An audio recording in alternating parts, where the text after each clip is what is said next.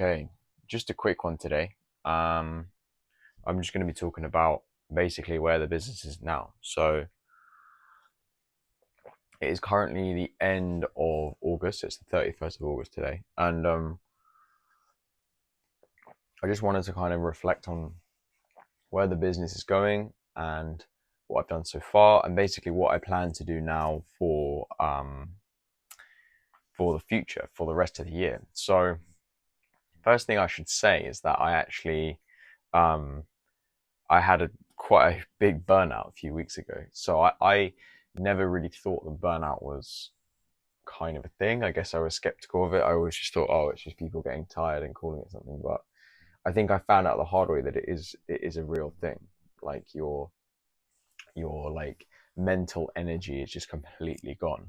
And I found that I started to like do stupid things. So I started to just forget things that I never normally forget. And I started to make spelling errors, and I started to just kind of just fall apart a little bit.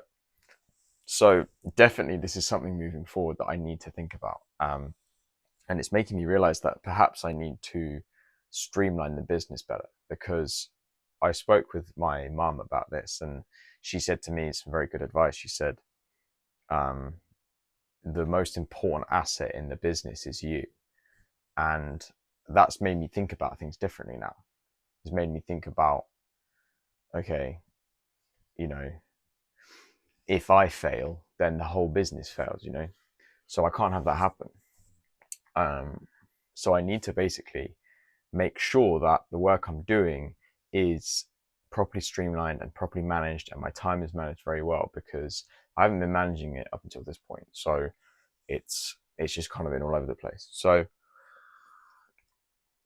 this is pretty much the priority moving forward. Obviously, it's always to get new clients, always to get new money. That's always the priority. But I think like it's about now as well preserving what I have built, not just constantly getting more stuff.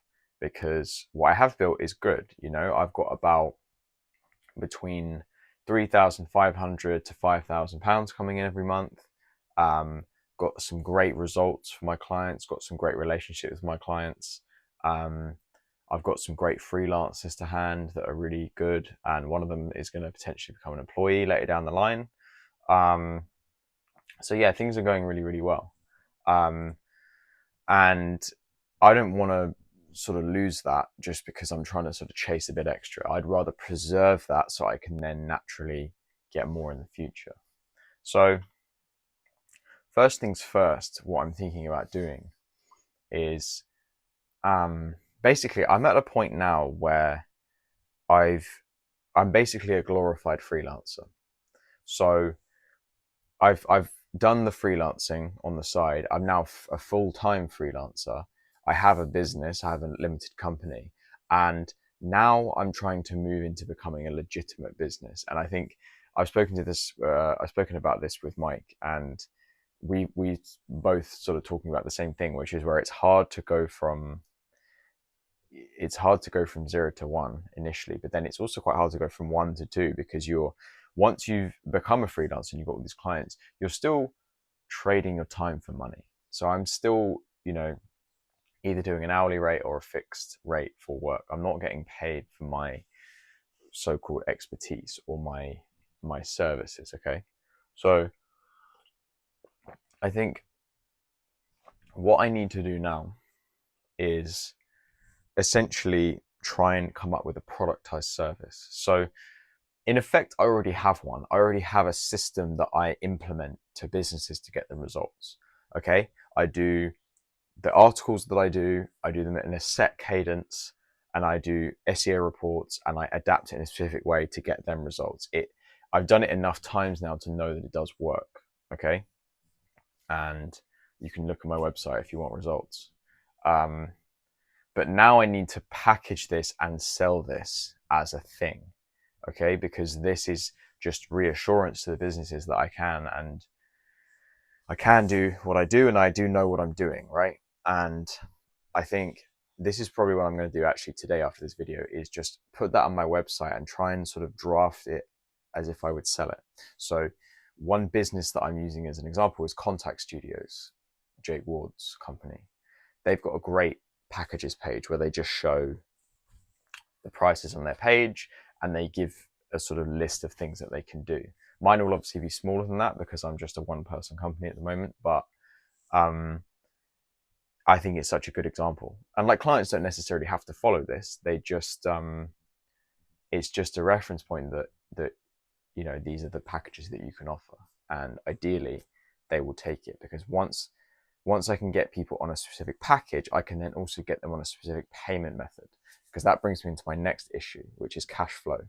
So I have enough money to hire someone, but I don't have the cash flow to hire someone, which is very annoying, because I have I think I have like $5,000 that is just not paid to me yet. And, in July I only got paid £1,000 because everything is staggered, everything's delayed, everything has to come through. It's all sort of delayed. I miss the days of a salary when you get paid on the dot, midnight at the end of every single month. That was nice. Sadly, now that's not the reality. You have to wait for someone to sort your invoice, someone in accounts to sort it out, someone to verify this. Oh, they don't have an IBAN number. Oh, they don't have this number. They don't have that number. Oh, this detail needs to change. That detail needs to change. It's tough. It's tough to sort of sort them all out, and sometimes I forget to invoice people as well, and then things like that. So that's something that I hope that making a productized service will solve, because then I can say, okay, if you want this package, you have to pay for it in this certain way as well. You have to do a Stripe payment. You have to do you have to do a direct debit. This is now a service that you're buying. It's like a SaaS thing that you buy. And once I've got that down, I think then I can start thinking more seriously about an employee. So I have a sort of employee already. He's great. He's really, really good at what he does, and he's really nice to work with, and he's a nice guy, which is everything you need for an employee. And he's just, really helpful. So I'm desperate to hire him, but I don't have the cash flow to make it happen, because I can't just say to him, oh yeah, you're not getting paid this month, sorry, the money didn't come in. So yeah, that's annoying. So productized services, trying to not burn out, preserving what I have, preserving my own brain. And I guess the last thing is that I'm going to try and build out my brand image more. I like the branding I've got. I've kind of gone for this whole black and white thing, which is quite popular in sort of financial space now, sort of minimalist. And I think that, what I want to do is build up my LinkedIn more. So I spoke with another guy, and he told me that I need to have 1,000 followers on LinkedIn. And so far I have under 100. So I'm inviting people. I'm trying to think about how I can essentially do what I do, but for myself. So I wrote an article for one, just to start. I'm going to see if I can try and do some SEO content for my own company, and see if I can try and get clients from Google search, because theoretically, if that's what I'm doing for clients, then I should be able to do it for myself. So yeah, I'm going to start firing out some articles for my own company, start building out my LinkedIn more, and just trying to network more as a business, because it's kind of hard. It's I guess maybe it's something like imposter syndrome, I don't know, but it's difficult to think of myself as a business owner. I've never thought of myself as that.